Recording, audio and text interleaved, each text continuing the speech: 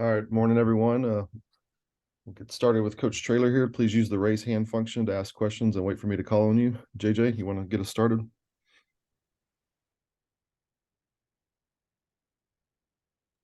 JJ, you're on mute.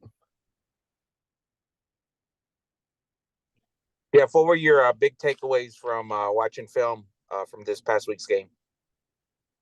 Well, you're always excited when you come out there with a win. It's just a lot easier to teach off a win, but there was a lot of things that we could have done better.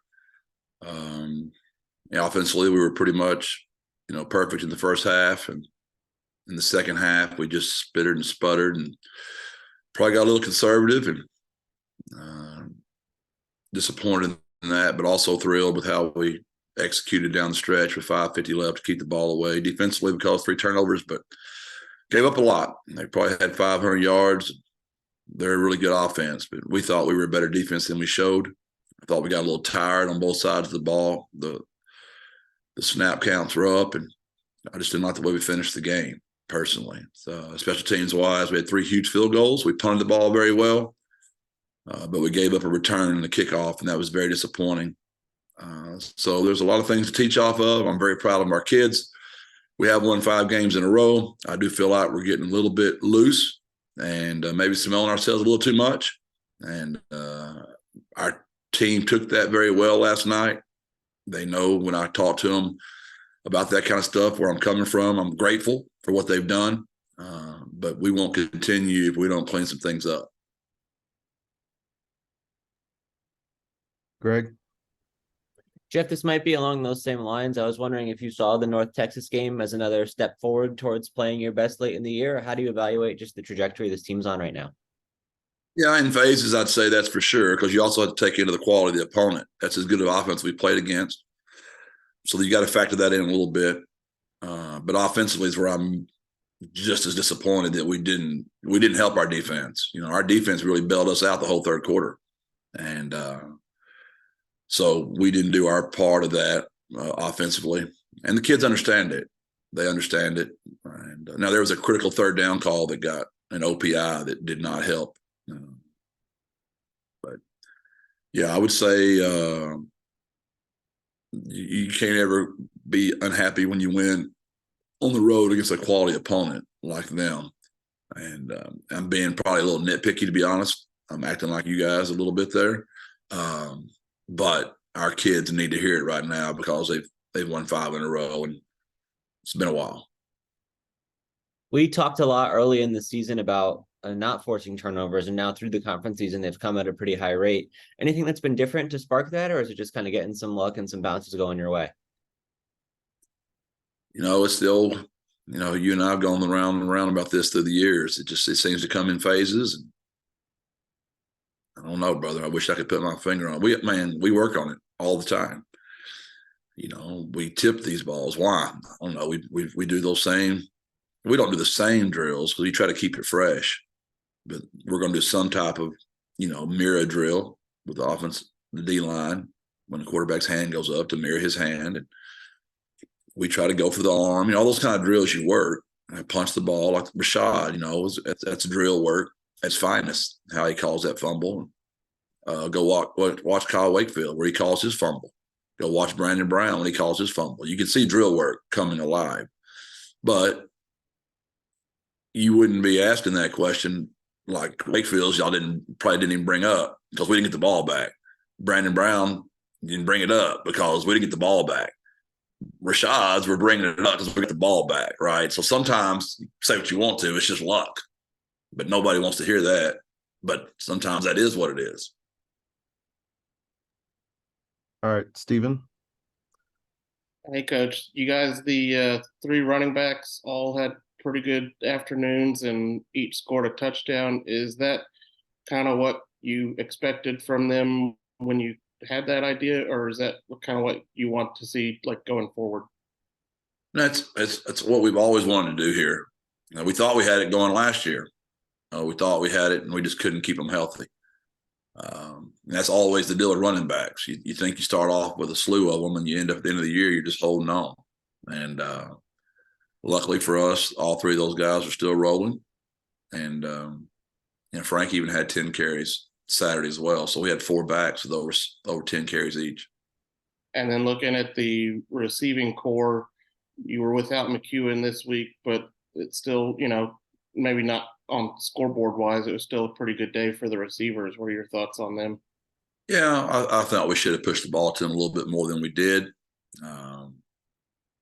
So they were great. Nobody had their lips out. They were all blocking their tails off. And a lot of RPOs in the game. And, they were giving us a live box, and so the ball wasn't coming to them. And I've told y'all since the day I got hired here, what we consider a balanced offense is not what most people consider a balanced offense. We consider a balanced offense.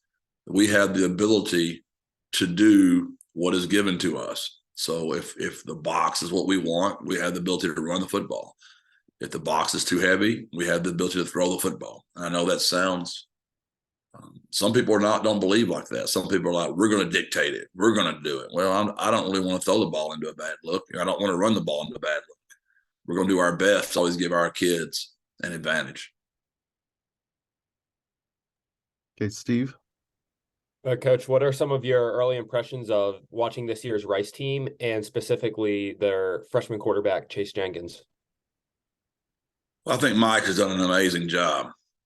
For what he's done there, as long as he's done it.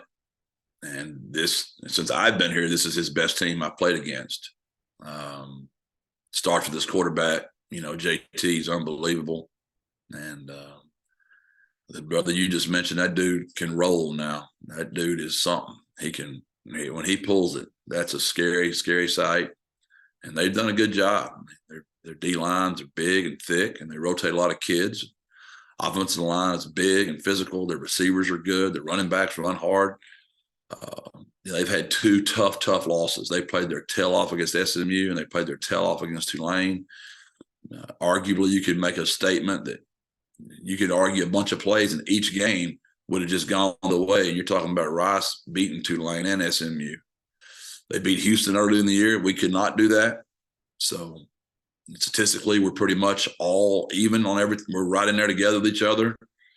And I'm really have a lot of respect for what Mike has done there.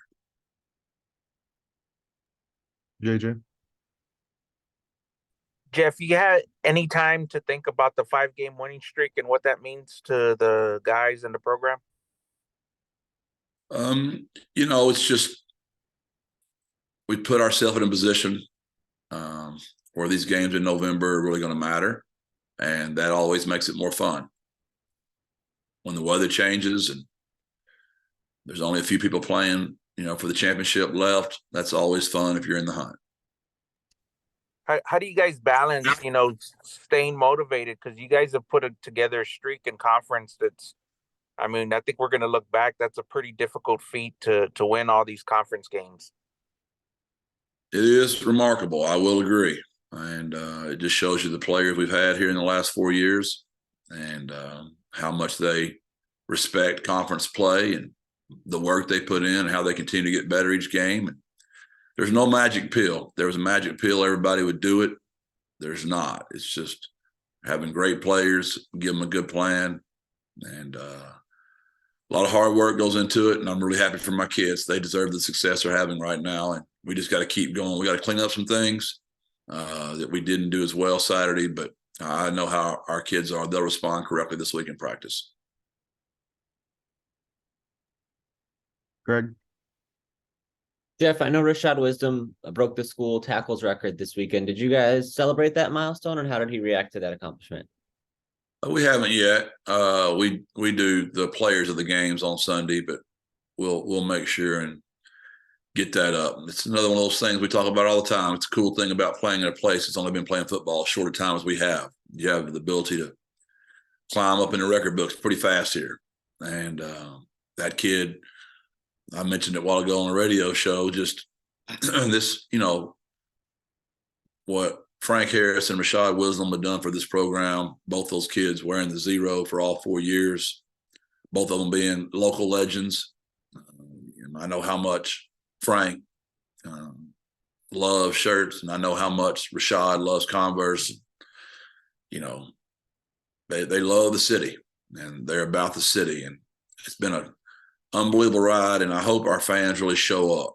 These last 2 home games we have for those kids, and it's not just those 2. There's a lot of those kids on that team that have done a lot for us the last 4 years, and some 5, some even 6. Please correct me if I'm wrong on this, but the stats that I saw, it was Rashad and Ken played every defensive snap in this game against North Texas. What was your reaction to how they held up and remained impactful through that workload? Yeah, that's not something we want to do, but it just, with the injuries we had and the packages we had out there, and we had some injuries that showed up late in the week that kind of hindered us a little bit, so we couldn't plan accordingly. And Rashad and Ken kept saying they were fine, and they played that way. They both are.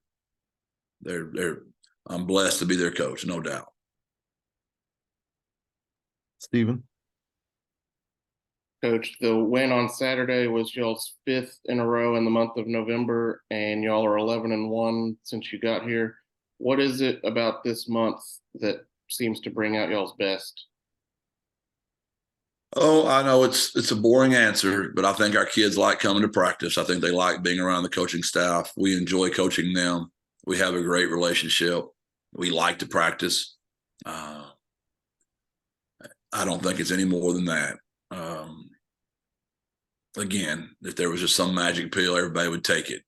And we've got really good players that like playing football, and we've won a ton of close games, man. It's, when you look back at this run for the last 4 years and the amount of 1-possession games we've won is pretty remarkable, especially in conference. And then looking at Rice, it's a series that goes back to the 2nd season of the program, and y'all played almost every year, but then you've had kind of a streak of success against them. So how do you guys kind of battle the fact that, they haven't beaten UTSA in a long time, and they're going to be gunning for y'all? I don't know how much all that really matters. That was previous teams. Our roster is so different than last year. Our roster is different this year than it started. I don't know that our roster has been yet what we all thought it was going to be. So I think that's great for you guys to talk about, and it's fun stuff for bulletin board material and all that stuff. But, look at their quarterback now, and look at, we thought we were going to have JT, and, all those kind of things that just makes it way different. And we had a couple of injuries with just kid walking down the stairs, the night before the game. He's out. I mean, you never know. I mean, we don't know what's going to happen between now and Saturday. It's what's so exciting about all this. And I think that's why college football is so popular, because you're dealing with young men, and just a lot of stuff can happen in a week. And so I know what your question is, but I don't think it has anything to do with this game, particularly Saturday. Greg. Jeff, how would you evaluate the play of the offensive line against North Texas?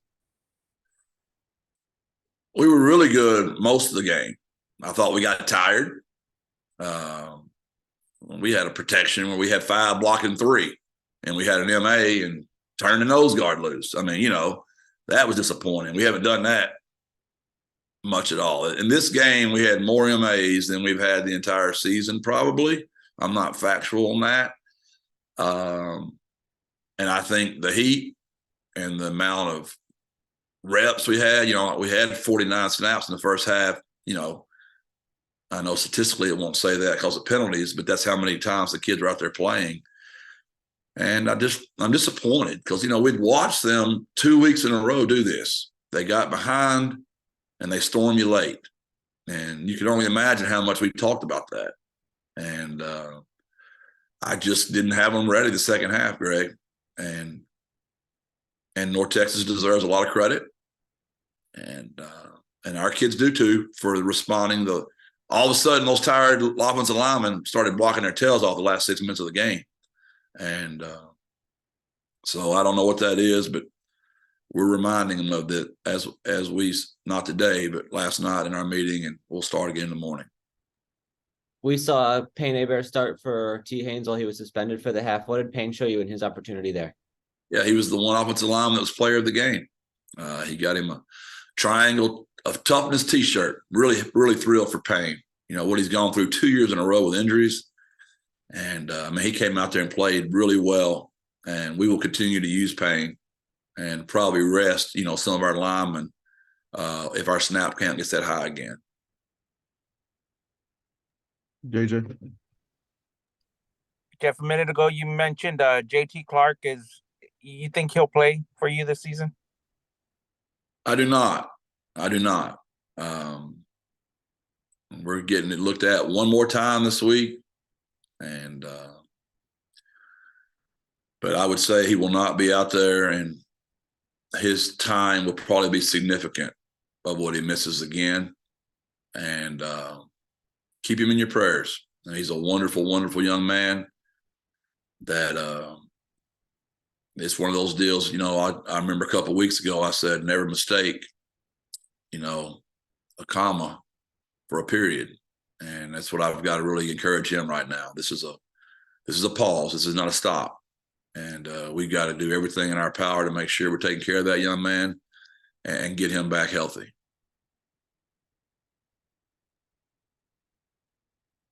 Is there anything else for Coach Traylor this morning? Okay, Greg. Yeah, Jeff, so at that position with Devin McEwen's injury as well, how did you feel like that group held up in this game, given it being a little bit shorthanded with JT out as well? Well, I'm shocked that y'all knew Rashad and Ken played every snap, but as smart as you guys are, y'all didn't notice that Cephas played every snap. That's hard. You don't want to do that. But we were just running out of people. Amador was also down as well.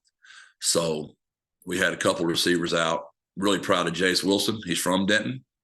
And for him to go in there and make that catch on the glance route, that was exciting to see, a young receiver again.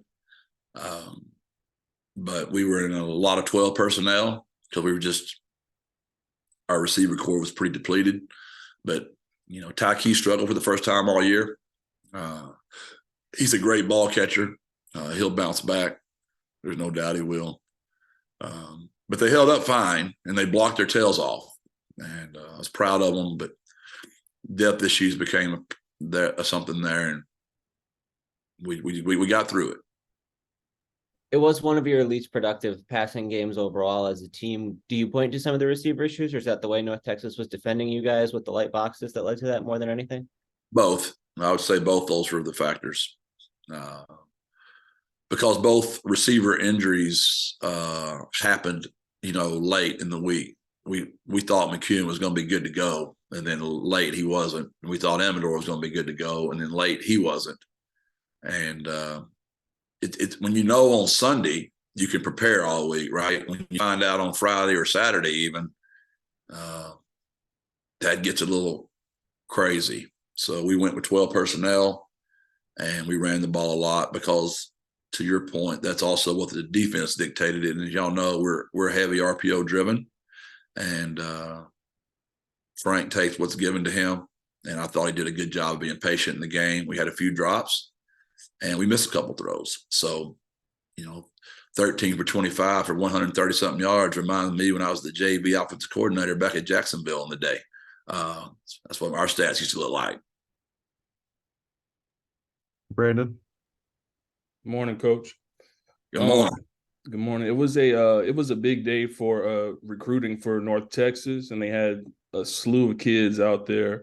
So being able to go in there and perform how you did and leave with the victory, does that add anything to it? Being able to showcase what your team's able to do in front of recruits when some of those kids might have been at UTSA. Yeah, I think when people talk about rivalries, you know, I think the in-state games, it's more about recruiting. Now the fans like it because it's rivalry. I get it, but for a coach, it's the recruiting. So you play Texas State, you play Houston, you play Rice, you play North Texas. To your point, those kids getting to see your brand and how you coach your kids and how I act on the sideline and how we treat our players is a really big deal. The crowd, the fan support. I mean, when you come to the Alamo Dome, that place is rocking. It's a great environment, right? So those are things we really celebrate. You know, it was windy there, right? You could kick it out of the end zone one way and you couldn't kick it out the other way. Well, if you're a kicker or a punter or a quarterback or a receiver, those things matter. So those are things that we bring up. Obviously, those kids, to your point, were there because of North Texas, so we were respectful of that. But we know they're watching too. So when they come to the Alamo Dome, we might just point out what our crowd looks like. And it's 72 degrees and there's no wind, and it's a really cool place to play. With the high school football playoff starting, are you going to have coaches out there on the road this week, or keeping it in house? Well, we only have so many days we can get out, and it's amazing how limited that really is. We've been sneaking out a couple of them here and there. Just I don't want too many of them gone because we got a game we got to win. But we're going to meet today on the recruiting schedule for the week, and we will decide like which games to get to. That's always a fine line, to be honest with you, because you want those kids to see you there. You want to be a presence, but at the same time, you got your own kids back at the hotel that you're trying to prepare for a game, and that's always a really fine line. And so we'll meet today, and we'll decide where we're all going to be and how many of us are going to get out, because you also want to save some days in December, the bigger those playoff games get, so you can be at the big one. The best thing is when as many of y'all can see me or my coaches there at one time. So the bigger the game, maybe a double header, maybe a triple header in the Alamo Dome, those kind of things are always good times. Now, where we've been blessed and cursed the last couple of years, we've been hosting conference championship games, and we've been playing throughout December, and it's been hard on us to really get out where everybody can see us. And let me just add this. I know it's a pretty elongated answer to a short question. When you're winning like we are, you want to get out. It's fun. The worst part is when you have a month in September like we did. You don't want to get out and have everybody throwing eggs. Thank you, Coach. Thank you. Hey, Greg. Jeff, we saw Zay Frasier make his debut in this game. When you have a player coming back late in the year like this, what's sort of the plan for him, or how do you handle that process? Man, what a boost that was. You can just watch how fresh his legs were. I mean, the way he was covering on special teams, his length, he had a couple of tackles. He's so excited to be back, and really, really thrilled for Zay. He went through a really bad deal, and unfortunate what happened to him, and glad the committee on many appeals from us finally got that one right, in my opinion. Is there anything more you can share about what the issue was there, or why it took so long to get it resolved? It was an academic situation of where he did what he was supposed to do, but the rules interpreted incorrectly, in my opinion. And in the end, we finally got our way. It's just a shame he had to miss 8 games before we got it right. Has he been able to practice with you guys through this time? He has been. Thank goodness. That's probably what kept his sanity, that we kept him involved. So do you see him sort of expanding his role through the year as he gets more game reps, or is it just kind of too late to change up what you guys are doing? How do you see that playing out? No, that's never up to me. That's always up to the player. They earn their playing time. It's a simple rule. Be so good when you're out there, we can't take you off the field. It's not that complicated. I used to tell my children the same thing. They'd come home crying and whining because they got pulled. And I'm like, hey, be better. Coaches don't want to lose. They want to win. If you don't want to come off the floor, play better. They'll leave you out there. You're not playing good, they'll put somebody else out there. It's not that complicated. JJ. Jeff, do you consider the Roadrunners one of the top G5 teams in the nation? We play Rice Saturday, and that's a really good football team. And they play Tulane close and SMU close. And I'm not touching that question with a 10-foot pole. Anything else for Coach this morning? All right. Thanks, everyone. God bless. Birds up. Thank you, Jeff.